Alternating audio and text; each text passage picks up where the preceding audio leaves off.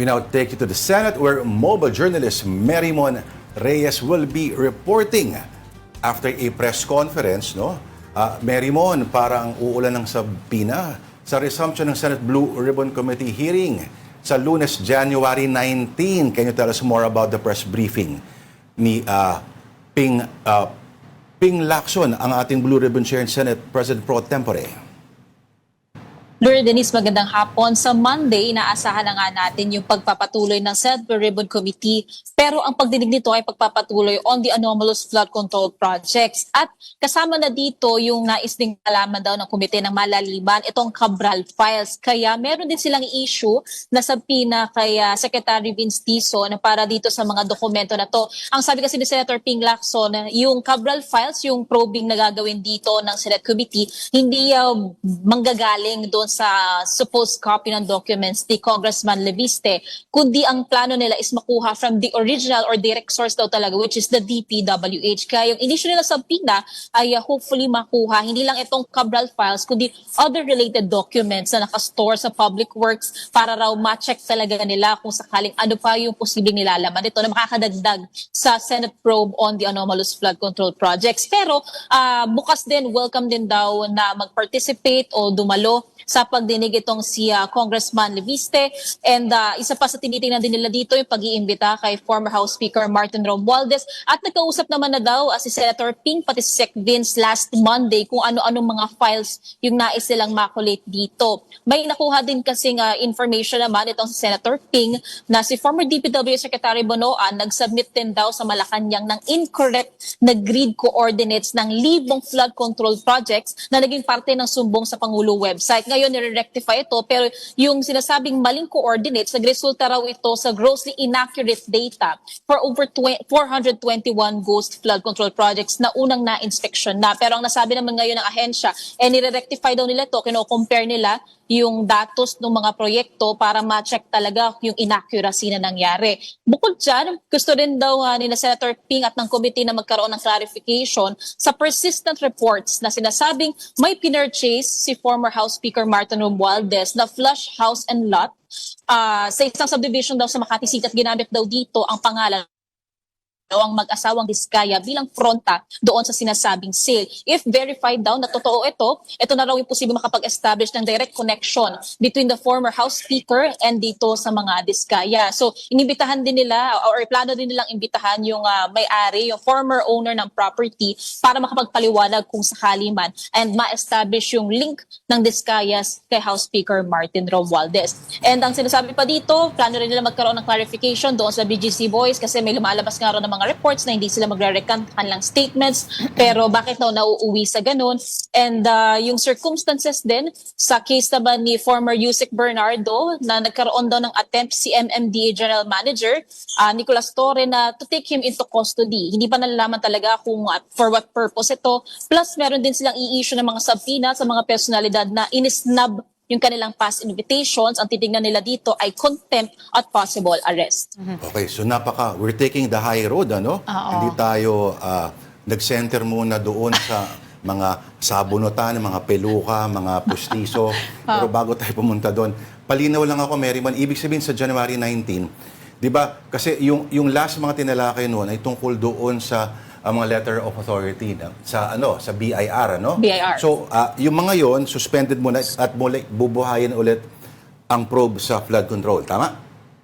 So far yan yung nagiging schedule na yung sa hearing sa Monday na Blue Ribbon, ang pinakatutukan nito yung continuation nila on flood control anomalies. Ang sinabi rin kasi last time ni Senator Ping Lacson, ang tatry nila para maging efficient din dito is yung iba pang mga topic o lugar na dito sa usapin ng flood control projects na hindi pa raw natatalakay para hindi siya repetitive. So ang bago din sa inaasahan natin by next week, yung pagtatalakay doon sa Cabral Files, yung sinasabing pag-purchase ng house and lot property ni former House Speaker Romualdez na ginagamit na pronta yung mag-asawang Diskaya and yung other personalities na inisnab sila na posibleng kung haharap man, baka meron na mabigay na bagong impormasyon sa pagdinig.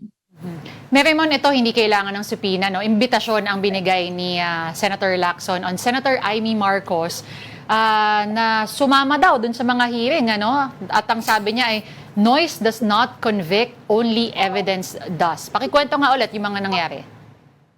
Kasi nung isang linggo, nagkaroon din ng press conference ang media dito kay Senator Amy Marcos. Nasabi niya kasi na nalilimitahan daw sila na magsalita sa mga pagdinig ng Blue Ribbon Committee, na nagkakaroon daw ng hangganan yung mga maaari nilang masabi, yung minutes ng oras nila na pwede silang makapagsalita sa pagdinig. Kaya daw nagkakaroon ng limitasyon sa kung sino-sino mga pangalan yung maaari nilang ma-point out. Kaya yung bigger fish at si hindi pa raw nabibring up. Pero ang sinasabi naman ni Senate President Pro Tempore Ping Lacson kanina is wala raw pumipigil at on the case of Senator Amy Marcos, kung meron naman daw siyang ebidensya na maiaambag para madiin yung kanyang pinsan na si former House Speaker Martin Romualdez, sumali raw siya sa pagdinig. Wala raw magpipigil sa kanya, wala rin daw magbabawal sa kanyang gagawin o sasabihin. At ang sinasabi pa dito ni Senator Ping, nakakagulo raw yung mga baseless na accusation ni Senator Amy kasi di naman din daw siya uma-attend ng pagdinig ng Blue Ribbon Committee. And ang sinasabi din dito, ebidensya lang daw ang makakapagturo dito o makakapag-convict sa mga personalidad na nasasangkot, hindi raw basta-bastang ingay. Okay, so ilang araw kasi nakaraan, bumanat si na alocable siya, no? Ay, may alocable siya, part siya ng BICAM, ba't hindi siya nagsalita? Itong sunod-sunod na araw, may may sabuno. Baka kami magsabunutan. Of course, may insinuation yon. Tapos kahapon naman, tungkol sa political butterfly, baka kaya hindi nakakarating ang biro ng iba kasi busy gumawa ng mga videos at may acting pa talaga. Ha? May ganun talaga, no? Okay, ngayon, sa early part pa lang, sa bungad pa lang ng press con, may talagang Senator Lacson came out punching. Pwede natin i-air muna, Merrimon, kung okay lang, ano? Pwede natin i-play yung video, direct?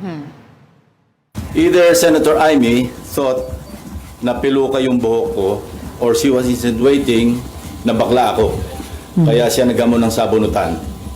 On both counts, I say nothing can be farthest from the truth. Una, hindi po piluka ang aking buhok. Idugtong ko na rin na walang peke sa mukha ko. Hindi rin pustiso ang ngipin ko. My teeth are all mine. Ulitin ko, walang peke sa anumang bahagi ng aking mukha. Pangalawa, lalong hindi ako bakla. At kung iniisip ni Senator Amy na bakla ako, wala siyang maaaring makita na macho dito sa mundo. Merrimon, okay, kala ko susundan na, ang hindi pilukang buhok ko gaya ni. Sino ba ang... At hindi ro... Sino ba yung peke yung ngipin din? Ang ngipin ko ay akin. Pwede bang manghiram ng ngipin ng iba?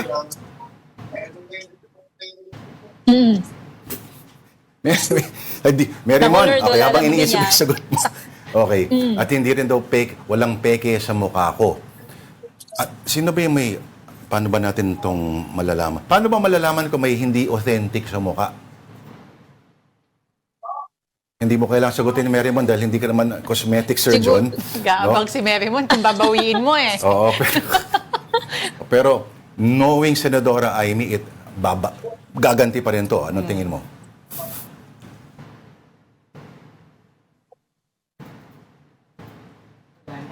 Merrimon, ako nag-freeze si Merrimon. Medyo humihina ata yung signal ni Merrimon. Oo. Ito ay ang... hindi na major issues to, of course, personal lang, ng dalawang tao ito. Pero sa likod ng mga bangayan, may mahalagang issues na pwede tayong mahimay. Halimbawa, no?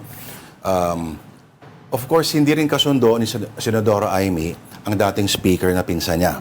In fact, tinatawag niya nga ito using more insulting terms like starts with the letter B.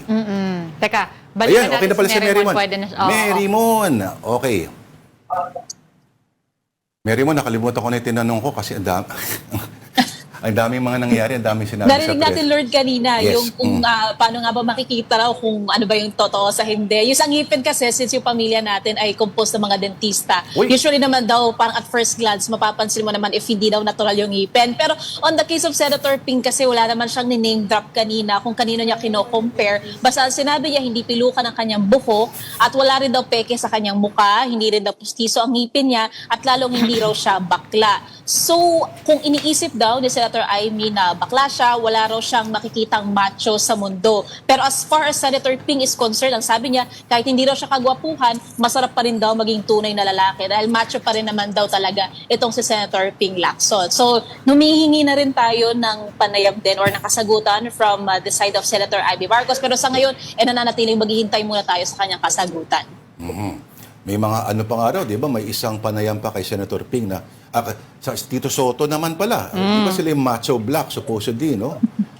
Pag dumating daw ang impeachment, pag dumating sa kanya, talagang he will act on it forthwith. Oo. Forthwith. O yan.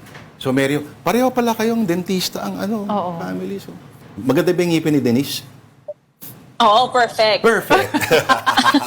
And with that, we thank you, Mary Mon. Maraming salamat sa lahat ng iyong mga updates today.